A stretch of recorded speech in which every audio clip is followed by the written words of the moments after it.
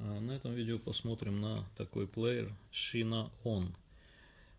Модель, вряд ли о чем-то скажет, MG-600N. Плеер, как ни странно, японский, то есть он пластиковый, достаточно бюджетный. Обычно там Crown Japan пишут, но это не всегда соответствует. На самом деле именно эта модель производилась в Японии, так как он у меня был в коробочном варианте, и на коробке была надпись Made in Japan, да и собственно этот плеер пользуется популярностью в Японии. Скорее всего, сейчас ностальгируют уже взрослые люди по этой модели в Японии, потому что в то время, когда они были подростками или детьми, их родители, либо они сами могли себе позволить, недорогой какой-нибудь дорогостоящий изящный тонкий металлический экстра слим, а покупали, в общем-то, детям вот такие модели, но она на удивление хорошо звучит. Вот вставим кассету и послушаем. Здесь очень такая простая, примитивная лента протяжка, однако сделана из металла, всего лишь один прижимной ролик.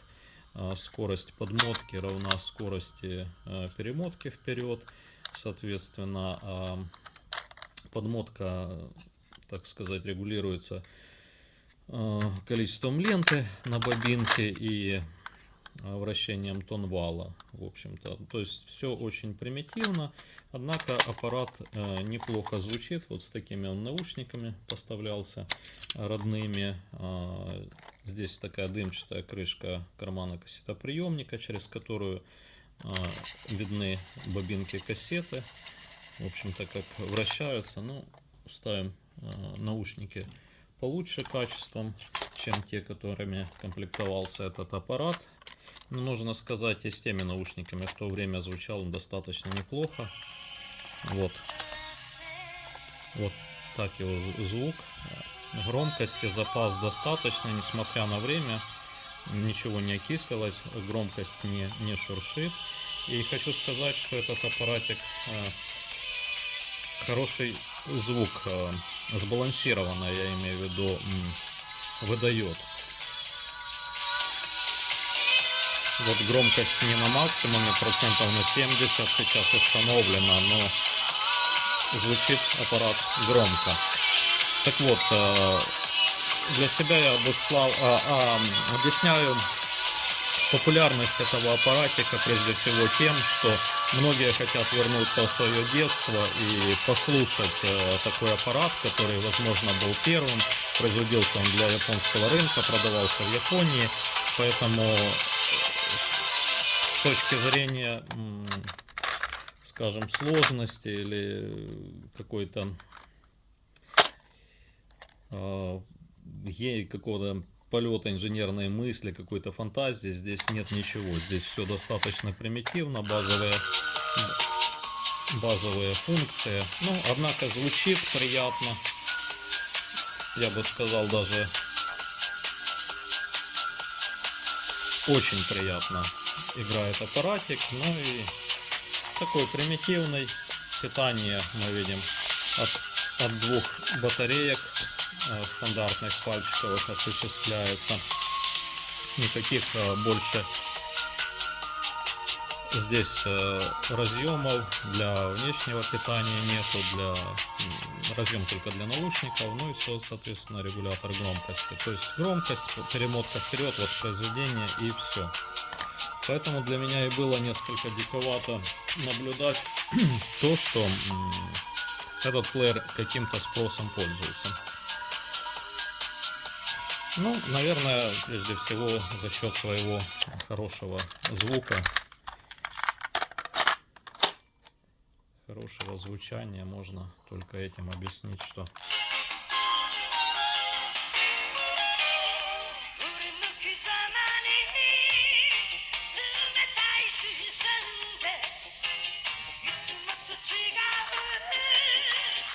родные наушники, они обладают более высоким сопротивлением, соответственно, звучат они тише, однако Вот запаса вот этой громкости вполне хватает, когда громкость почти к максимуму, то и родные наушники звучат громко.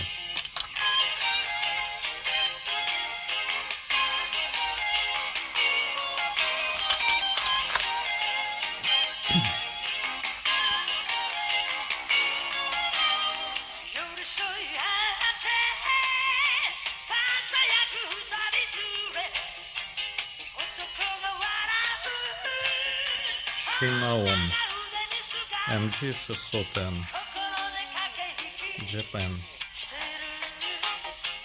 Ну, действительно японский аппаратик.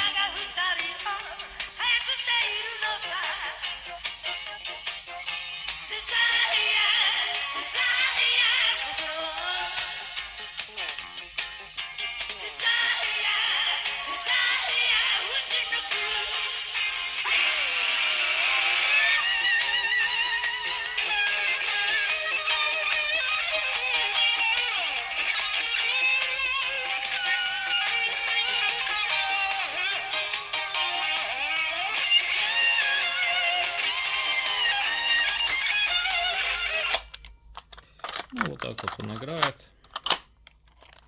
Вторую сторону. А здесь на второй стороне недописанный фрагмент кассеты, поэтому пустая лента.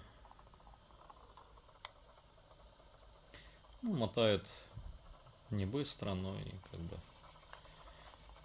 достаточно для перемотки вперед ускоренной.